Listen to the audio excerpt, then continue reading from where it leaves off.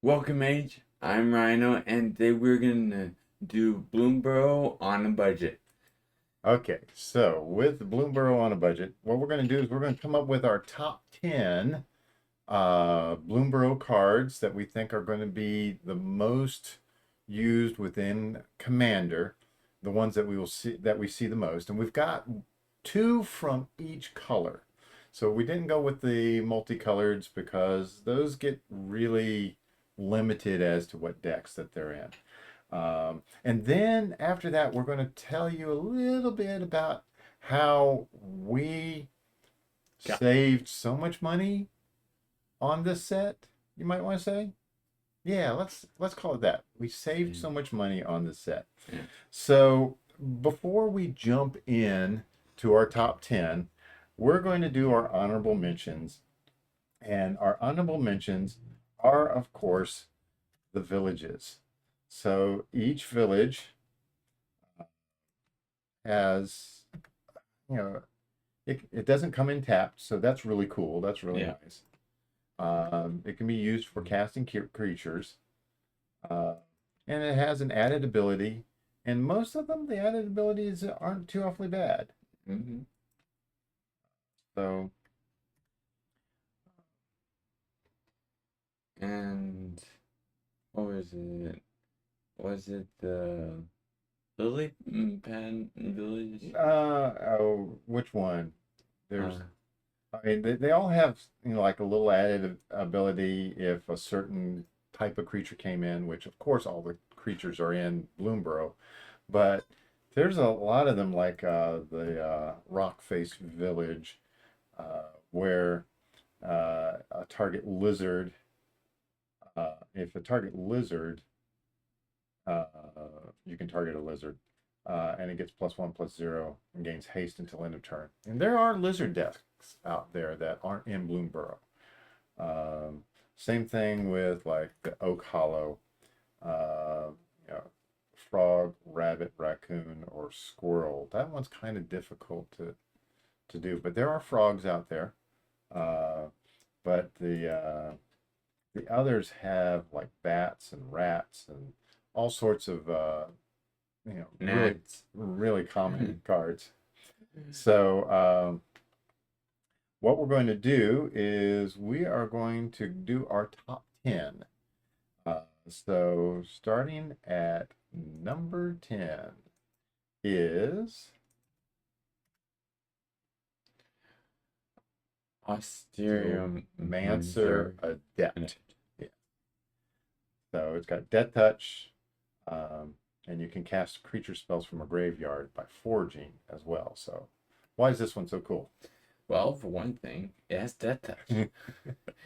Um, It's surprising how many times a single Death Touch creature can stop a game, stop people from attacking you completely. and this card,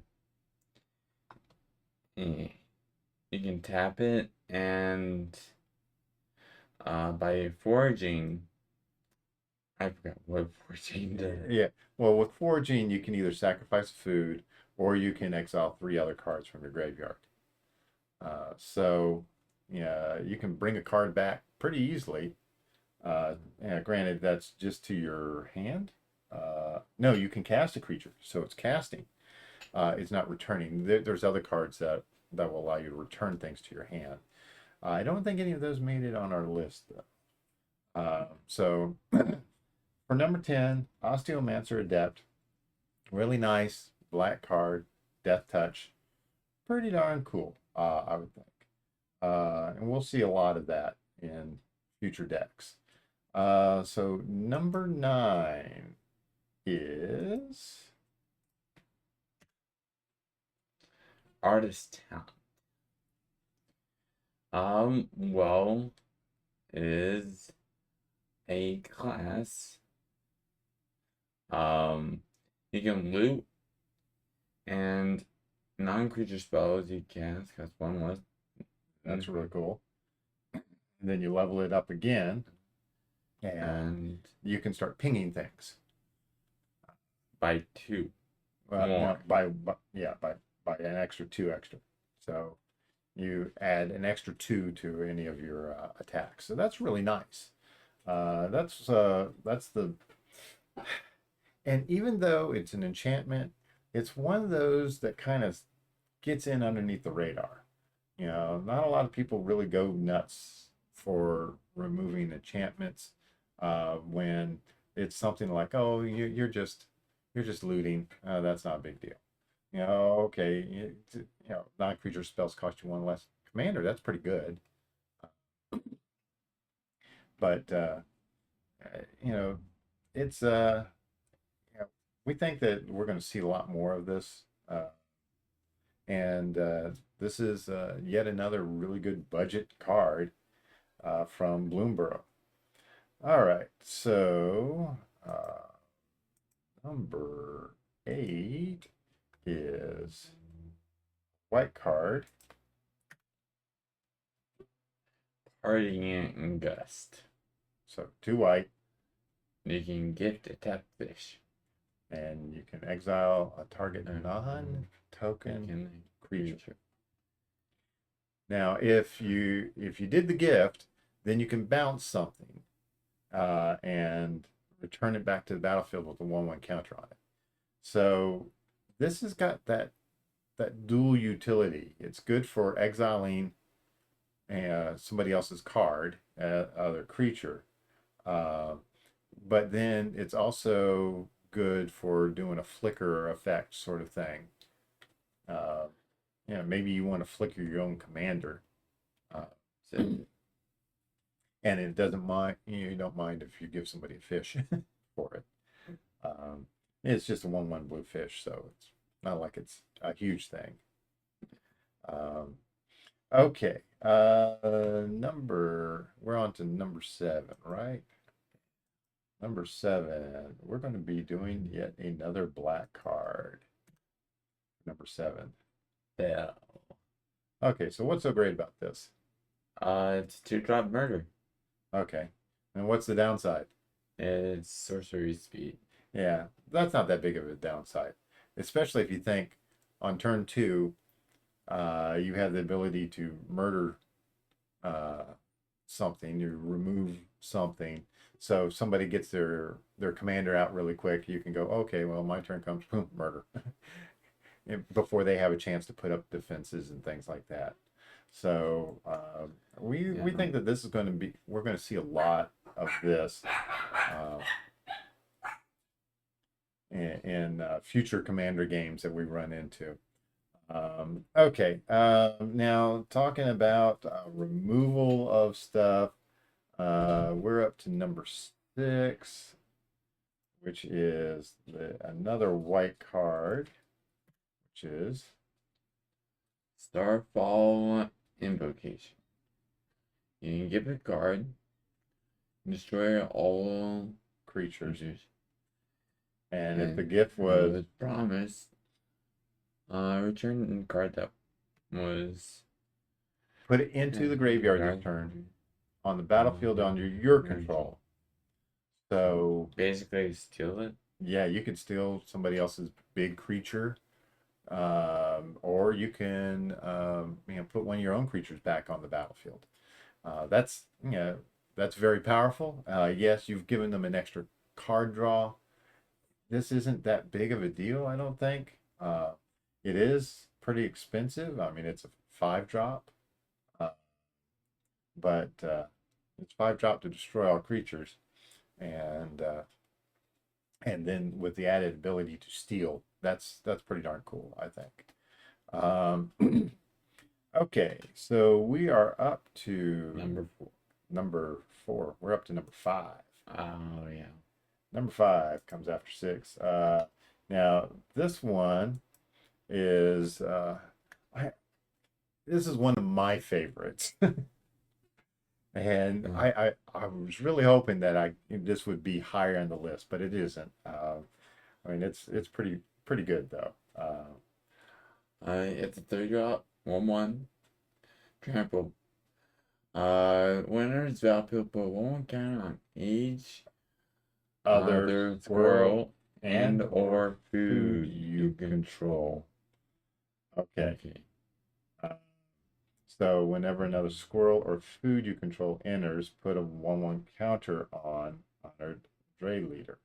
So um, this thing can get big really, really quick. Um, I yeah, it's a 3-drop 1/1, but when it comes out, you probably already have some food and some squirrels out already, and this is this is one of those that it's like, oh, okay, each time you do something, it kind of explodes in what it can do. Uh, so this is a really fun card. We're going to definitely see it a lot more coming up. Okay, now we're on to number 4. So that is a blue card into the Flood Maw. You can get to that fish, and it's a bounce. Yeah. And if the gift was promised, then instead of return a target non-land, you can do a non-land permanent. So you can bounce a creature or a non-land permanent if you don't mind giving them a fish. And having these bounces is it's good for problematic commanders, good for kind of evening out the game. When somebody's got is running too powerful, you can bounce something back to their hand and kind of balance things back out. You can hit whatever's doing an anthem to all of their creatures. It's an instant speed, so you can do it during combat. That's really nice. And then they get a tap fish. But okay, so that is it for number 4. Now we're going to number 3. So number 3 is another green card, which is really, really cool. The common good. So this is an XX and a green. And yes, we do have dogs barking in the background. Don't know why. Somebody probably shut the door in the background, or they heard about all these squirrels. It could be that. So you create X tokens that are copies of target token you control. Now, then all your tokens gain indestructible. Not just the ones that you created. Yeah, all of them. All of them. So you can, if you've got something where you're doing a bunch of Thopters, you can make a lot of copies of Thopters. If you're doing treasure tokens, you can do treasure tokens. I mean, it's just, and then you gain a life for each token you control. For each token you control. That includes the tokens that weren't copied. That's all the tokens. So this is a massive life gain. It is a massive, not proliferation, but populate. So you can really populate the board with a bunch of tokens really, really quick. So that was our choice for number 3. All right, number 2. And this one, Valley and Flood Caller. for us, normally blue rarely gets into the top, the top 3, but this one's just too darn good. So it has flash. And you make cast creature spells. Non-creature spells. Non-creature spells. As though they had flash. So that is all your enchantments, all your artifacts. All those things can come out at flash speed, instant speed. And then whenever you cast a non-creature spell, all your birds, frogs, otters, and rats you control get +1/+1 until end of turn. Well, birds and rats are very common in Magic. So this is going to be really good outside of Bloomburrow. And I mean, it's just, it is our, there's a reason why it's our number two. And being able to cast non-creature spells at flash speed is just, Awesome. yeah, it's awesome. Okay, before we get to number one, I want to remind you we have a little bit more after number one on how we saved a lot on our purchases of Bloomburrow. So, time for number one. And now you know it's a red card. And it is Coruscation Mage. Okay, so it's got an offspring of 2, so you can make a copy of it. But its ability is super awesome. You may cast Yeah. whenever you cast a non-creature spell, this creature deals 1 damage to each opponent. So you make an offspring. So that offspring is a 1/1 that has the same ability. All right. And then whenever you cast a non-creature spell, both of them will do 1 damage. You mix that in with the artist talent where you're doing a +2. I mean, you're doing a lot of damage to each opponent. You do an impact tremors with this. Oh man! Yeah, you get the engine running. Yeah, this is massive damage, even though it's just a little bitty otter wizard. He'll get annoying really quick. All right, yeah, super fast. Otter damage. So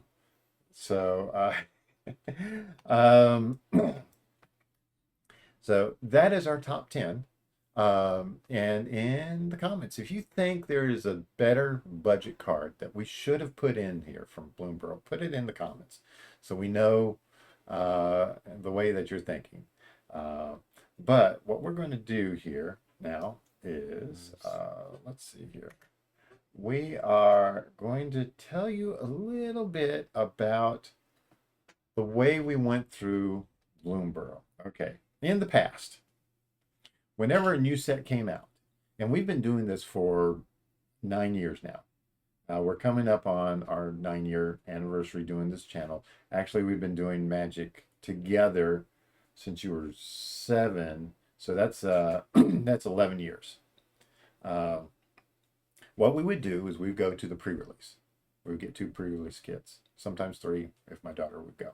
So we'd pay for the pre-release. We'd play in the pre-release. We would buy a booster box. We would crack the packs of the booster box. And then we would go to various events that they had. A lot of times it was standard events. And try to win packs. Now, what we were trying to do is we were trying to get a play set of most of the cards and at least 1 copy of each rare. Some cases 3 or 4 copies of the rares. It depended. But that was our goal, was to get our playset and get the rares so that we had cards that we could build decks from and we could have fun, and we had a chance at doing whatever we wanted.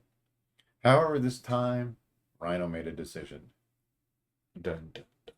And what was that decision? I didn't want to crack any packs. So we didn't want to crack any packs at all of Bloomburrow. None. Okay? Yes, that means that we didn't go to a pre-release.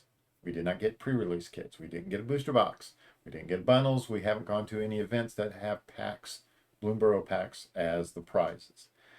Yes, I know a lot of people like going and they like playing, but and getting those packs. But we wanted to see if we could get all the same thing by getting singles. So what we did is we used CardSphere. If you have not seen CardSphere, it's cardsphere.com. It is now owned by Space Cow Media, which is the same people who do EDH Rec and Architect and all that. They have taken it over since the original owners. Uh, they basically got worn out doing this. But with CardSphere, you can say, you can give a list of cards that you want and what price you're willing to pay for it based off of a percentage of the market value. You can put a maximum. I don't want to pay more than $1 for this. And there's some cards that I've put on the list and say, I don't want to pay more than 25 cents. Yeah. Yeah, we've got like a list of 50. It's in some cases it's the full art lands, the older full art lands. We don't care what the condition are of them, but we like the full art, the old Zendikar full art lands. So 25 cents a piece. If you want to send us a bunch, fine. Yeah. And so we wanted to see how cheap we could get all the cards we wanted. Now, when you start out, when first a set comes out, you can often get some of those prize cards really, really cheap before they go up in value. And so what we did is we averaged around 80% the value. Some of the uncommons, of course, we ran up to 100% because some of them were like 7 cents a piece. Might as well pay 7 cents as opposed to trying to get it for 6 cents. That wasn't that big of a deal. So what we have done so far, we have invested a total of $108.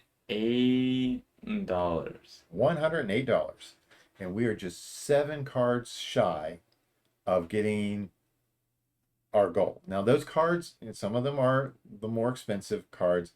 I think that all 7 of those together is about $33 ish. And we could run up to 100%, pretty much guarantee that we would get those cards, and that our final total, if we did $33 plus the 108, of course, is $141, which is less than a cost of a booster box. And we've gotten every rare. We've got all the other cards that we want, playset of all the other cards we want. And like the villages, I think we put down that we wanted 10 of those. A lot of those coming in are 10, 12 cents a piece. So the downside of CardSphere is you don't know if you're going to get them, get the cards or when you're going to get them. So it's not like placing an order and getting it in 2 days or something like that. Yeah. The plus side, you never pay for shipping because the person who's sending the cards is paying for the shipping. And you can save a lot of money. Now, this is great for people who don't have a local LGS. We've got like 4 in our area. And we also have a broker that we go through, a guy who owes us like $300 worth of cards. And we give him a list and he finds them for us. But we didn't want to do that with Bloomburrow. We wanted to do this project here to figure out, can we do it all through CardSphere? Can we get things cheaper than if we bought a booster box? And I think the resounding answer is yes. It takes a little bit of time, but all in all, this is, I have a feeling that when the next set comes out, Rhino might say, we're doing singles again. I don't know. It just depends on what the set looks like. There was a lot of people who said that they weren't going to go to the pre-release of Bloomburrow, so this was a perfect chance for us to go, okay, let's see if we can do this. We can not crack a single Bloomburrow pack and get all the cards that we want. So in a future video, we might spread them all out so you can see that we've got all that, or we might put it up on social media or something like that to show you. So the question for you is that something you would do? Would you not pay for any packs at all? Or are you just a you just have to have that thrill of cracking open a pack. We've gotten all the cards that we need. We've got decks. We've got commander decks coming out from Bloomburrow, and we've got all the cards in that we need for them, except for like 2 or 3. Some of them are still on the way. But we've got more content coming up. So, well, I have more videos coming out soon. So until then, Rhino out.